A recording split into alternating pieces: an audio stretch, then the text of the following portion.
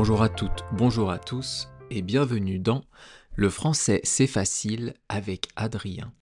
J'ai créé ce podcast basé sur les expressions françaises pour toutes les personnes qui souhaitent apprendre le français. Ces expressions peuvent être utilisées en toutes circonstances et c'est ça qui fait leur intérêt. Et aujourd'hui, nous sommes le dimanche 20 avril 2025. Ça va donc bientôt être la fin du week-end. Et aujourd'hui, on va étudier une expression qui est donner du fil à retordre. Mais avant, on va continuer sur notre série d'études des verbes.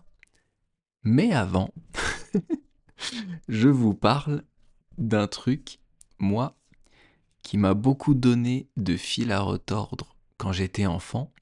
Ça s'appelle le Rubik's Cube. Je pense que vous savez ce que c'est. Le Rubik's Cube, c'est un cube. Donc, c'est une forme géométrique avec 6 côtés, 6 faces, pardon.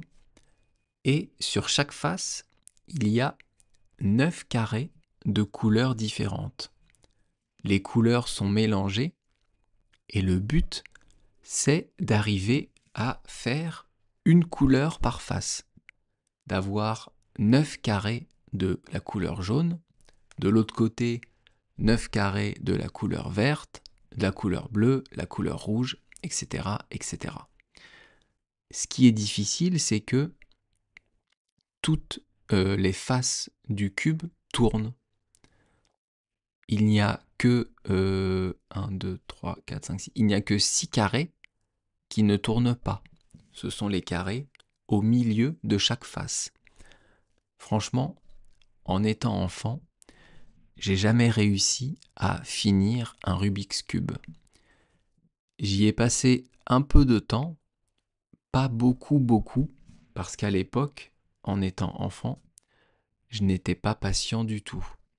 Aujourd'hui, je le suis, mais quand j'étais enfant, j'étais impatient. Je n'arrivais pas à rester concentré plusieurs heures pour finir ce Rubik's Cube. Et en étant adulte, je me suis racheté un Rubik's Cube. Et j'ai dit, tiens, je vais réessayer. Et alors, j'ai trouvé en fait sur Internet une méthode qui permet de le finir à tous les coups. En fait, ce sont des formules mathématiques, pas des formules, mais des règles, on va dire, qu'il faut appliquer. Par exemple, si vous avez les couleurs dans telle et telle position, alors vous allez tourner la face du dessous d'un quart de tour vers la gauche, ou d'un quart de tour vers la droite, ou la face de côté, ou la face du dessus. Et en fait, en apprenant ces formules et en les faisant avec les doigts, eh bien on arrive à résoudre le Rubik's Cube. Et c'est comme ça que font les champions de Rubik's Cube.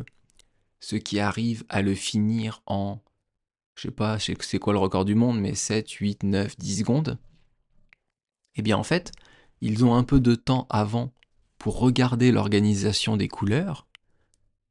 À partir du moment où vous avez l'organisation des couleurs, vous pouvez savoir dans votre tête quels vont être les mouvements à faire à l'avance.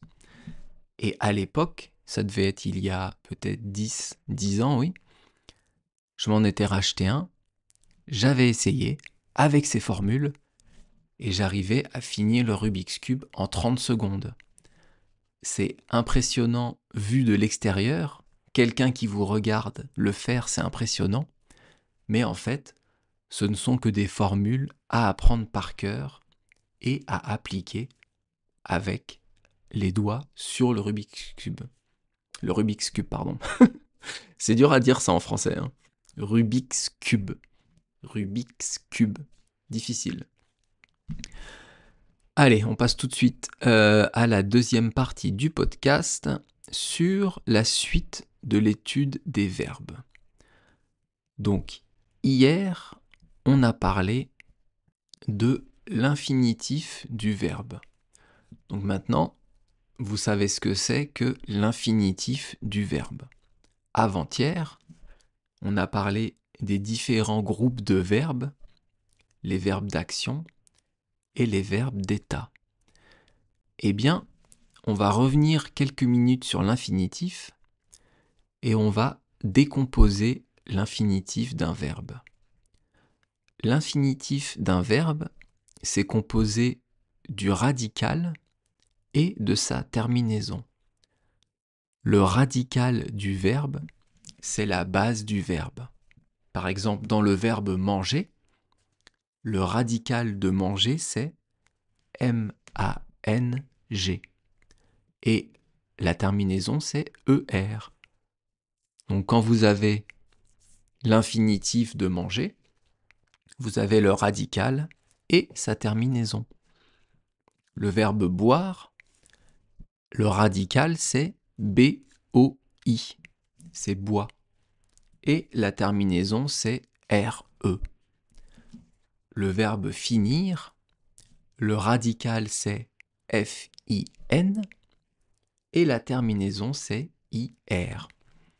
Donc infinitif, c'est radical plus terminaison. Et aujourd'hui, on va continuer là-dessus. Pourquoi je vous parle de ça, des terminaisons de l'infinitif? Parce que c'est ça qui va déterminer à quel groupe appartient quel verbe. En français, il y a 3 groupes de verbes. Le premier groupe, le deuxième et le troisième. Le premier groupe de verbes, ce sont les verbes dont la terminaison est ER. Donc ce sont les verbes qui se finissent par ER. On peut dire manger, s'habiller, se laver,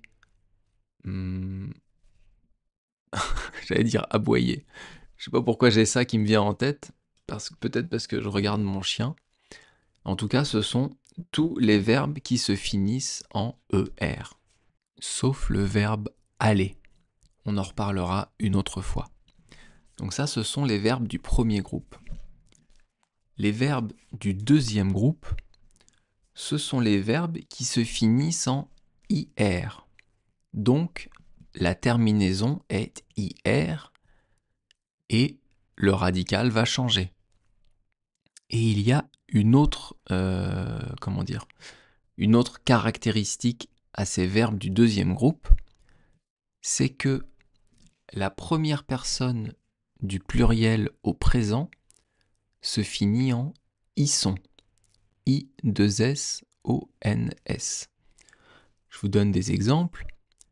Finir, si vous le conjuguez au présent, à la première personne du pluriel, c'est nous. Nous finissons. Ici, la terminaison c'est isson, et donc c'est un verbe du deuxième groupe. Je vous dis ça parce qu'il y a des verbes qui se finissent en IR et qui vont être des verbes du troisième groupe. Donc il faut faire attention à ça. Par exemple, mourir, si on le conjugue au présent à la première personne du pluriel, donc avec la personne nous. Mourir, ça donne nous mourons ou nous mourissons. Ça donne nous mourons. Donc c'est un verbe du troisième groupe.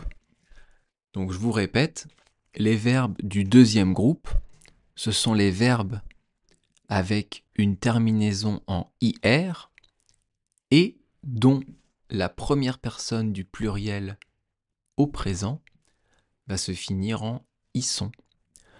On peut aussi faire le participe présent et si le participe présent se finit en issant, I-2-S-A-N-T, alors c'est un verbe du deuxième groupe. Je vous dis ça parce que j'ai déjà parlé du participe présent dans d'autres podcasts précédents et donc vous devriez savoir ce que c'est. Donc, je vous donne des exemples de verbes du deuxième groupe. Ça peut être, comme je vous en ai parlé, finir. Ça peut être aussi grandir. Grandir, c'est un verbe du deuxième groupe. Ça peut être accomplir. Ça, c'est aussi un verbe du deuxième groupe. Et enfin, les verbes du troisième groupe, ce sont tous les autres verbes. Donc, si un verbe n'est pas du premier groupe, ni du deuxième, alors il est du troisième. Et ces verbes, ils vont pouvoir se finir, ils ont une terminaison en O-I-R-E, ou alors O-I-R, ou alors R-E, ou alors I-R. Et comme exemple, on peut dire boire, voir, prendre ou mourir. Tout ça, ce sont des verbes du troisième groupe. Et je vais vous dire, une dernière chose avant de passer à l'étude de l'expression du jour, c'est que les verbes être et avoir ne font partie d'aucun groupe. Ce sont des exceptions. Ce ne sont pas des verbes du premier, ni du deuxième, ni du troisième groupe. Ils sont à part. Et tout de suite, on va parler, de l'expression donner du fil à retordre. Donner, c'est un verbe de quel groupe? On vient d'en parler. Il se finit par ER. Donc donner, c'est un verbe du roulement de tambour, premier groupe.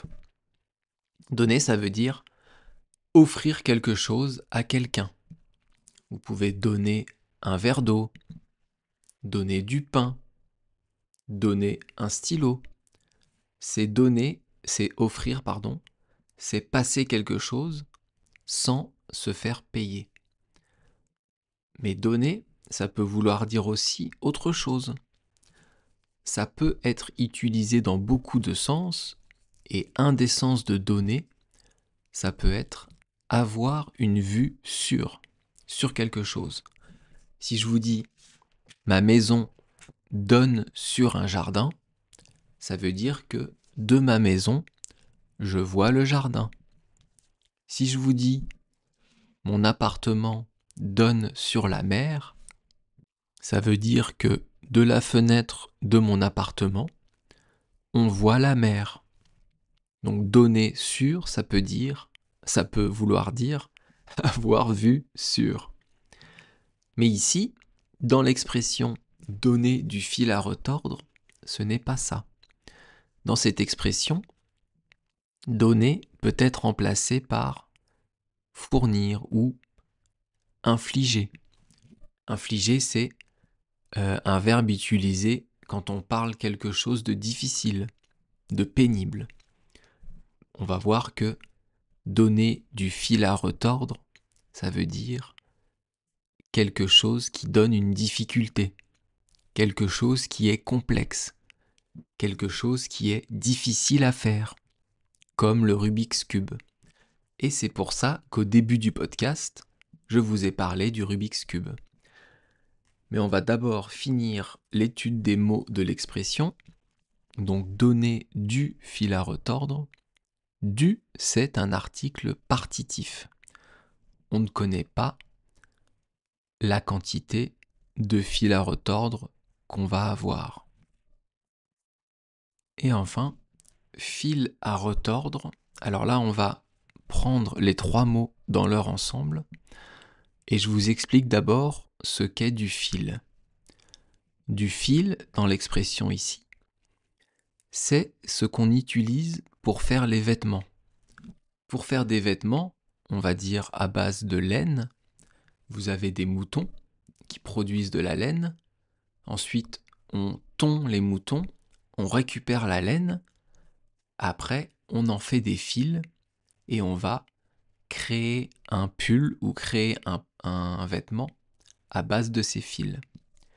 Et il y a longtemps, à l'époque, on avait des fils de différentes tailles, de différents diamètres. Et on utilisait ces fils ensemble pour créer un fil plus résistant. Mais cette opération, elle était très difficile à faire. Elle était très dure. C'était dur de tordre et de retordre les fils. Donc vous voyez où je veux en venir. Du fil à retordre, c'est de là qu'est née l'expression.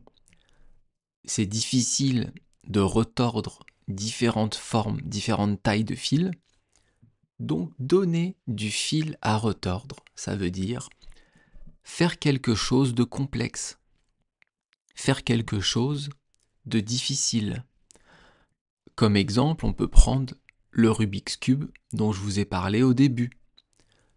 Faire un Rubik's Cube, arriver à résoudre un Rubik's Cube, ça peut donner du fil à retordre. Apprendre une langue, apprendre le français par exemple, ça donne du fil à retordre. C'est une langue qui est complexe, mais qui est très intéressante. Donc, vous n'allez pas la maîtriser du jour au lendemain, mais au fur et à mesure du temps, au fur et à mesure des jours, ou on peut dire au fil de l'eau, vous allez réussir à parler français et à comprendre le français. Même si l'étude de français vous aura donné du fil à retordre. En anglais, on pourrait dire to give someone a hard time. Pas aujourd'hui. Demain, on va parler de l'expression tout est bien qui finit bien. Ça, c'est l'expression de demain. Évidemment, comme d'habitude, je vous dis mon actualité. Donc, vous pouvez retrouver le livre du Petit Prince sur mon site Patreon, à écouter évidemment, toujours en podcast. On doit être bientôt à la fin, je crois je vais finir de lire fin avril. Donc vous pouvez retrouver quasiment l'intégralité du Petit Prince de Saint-Exupéry sur mon site Patreon. Vous vous inscrivez, c'est gratuit, et vous pourrez écouter. Si ce podcast vous plaît et que vous avez un peu d'argent pour le soutenir, évidemment, si vous n'avez pas de sous, si c'est difficile pour vous de manger, de vous loger, ne vous en faites pas, écoutez le podcast et il n'y a pas de problème. Si vous avez un peu d'argent et que vous souhaitez m'aider, me soutenir, vous pouvez adhérer à Patreon. Il y a un abonnement payant et dessus vous aurez toutes les transcriptions écrites des podcasts. Vous pouvez aussi me laisser un petit message YouTube, un petit pouce levé, ça aide toujours pour faire connaître le podcast.